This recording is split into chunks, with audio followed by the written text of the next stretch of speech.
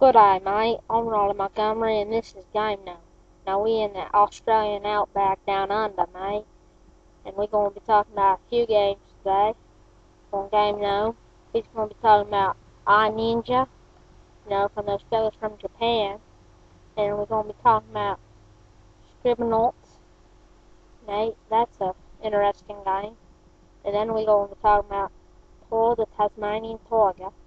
That's a game based in Australia, right here in the outback. Now let's get started. Alright, here's a review for iNinja. iNinja is one of those strange games that comes along once in a while, which is great because this game not only brings a new style to walk around fighting games, but brings some much needed humor into the world of gaming. Though the main character can't talk, his grunts of disapproval and sighs at what his dead master puts him through are still humorous. Though the real comic in the game is iNinja's dead master. That's right, dead. And this dude is as cranky as Mr. Miyagi. iNinja consists of small missions with the correct balance of fighting, puzzles, and skill. The main bad guy in the game is an evil ninja named Odor. Yeah, yet another corny but humorous twist to the game. The levels are really what will win you over in the game. The bosses are done great as well, and you enjoy fighting them, especially since the first boss is an evil gnome. Sweetness. The first boss involves boxing the gnome. Though out the first 3 levels, you acquire parts to receive a giant robot you use to box the gnome. After completing a set of missions, you receive a new belt, allowing you to advance to a new stage full of new missions. Though some giant hordes of enemies at once mean some repetitive moves during these large fights, it still isn't enough of a reason not to play the game. I'm giving it a 9.5 out of 10. Okay, now we're going to be talking about Scribblenauts, a brand new game. It's very inventive. The brand new game Scribblenauts is so inventive and awesome, it's a must-buy. Though the graphics suck, it is supposed to have cartoony look to it.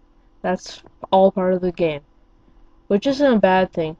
I think the game designers are often trying to make games too realistic.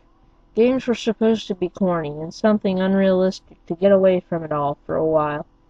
Anyway, so the character you play as clearly hasn't looked in the mirror because he really needs to lose the hat. But other than the bad graphics and the ridiculous hat on the main character, this game is great. Just write and type whatever you want and it appears on the screen. From a flashlight to a giant crab, it has it all. With over 10,000 objects, it's extremely hard to find an object that isn't in the game. Basically, you go through different missions trying to solve puzzles in the most imaginative way possible.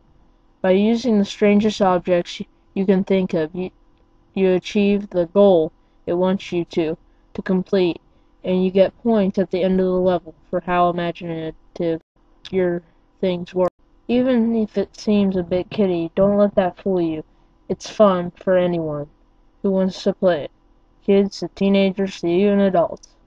The game surprisingly stole the show at E3, and it's easy to tell why, because the game is awesome. I'm giving this sleeper hit a 10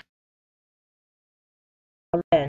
From the desk of a baka, an awesome site where you can share your fan art or just art. You can talk on the forums and even get your pictures featured on the site. It's got lots of hilarious stuff and lots of fun things to do. Become a member and much more at fromthedeskofabaka.com.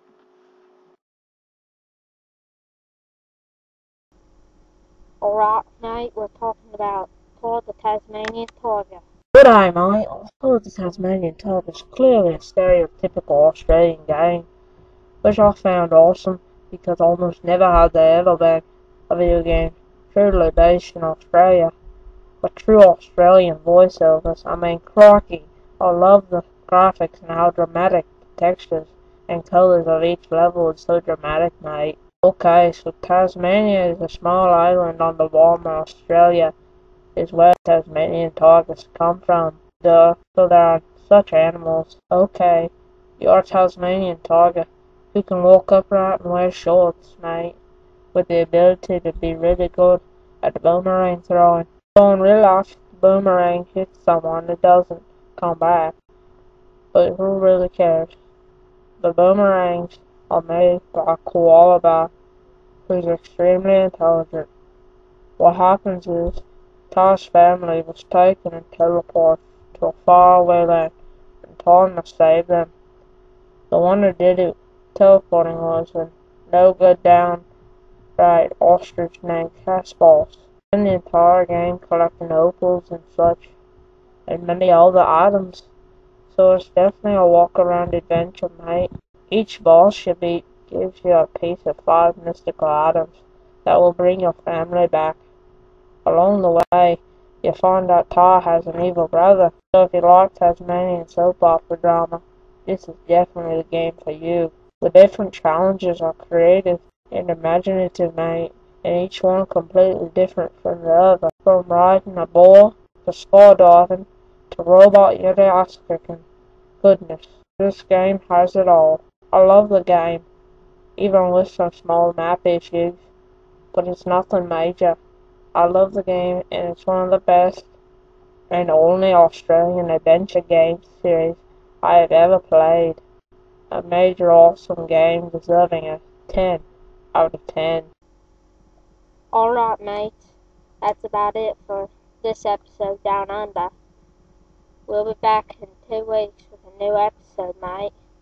Alright, be seeing you. Crikey!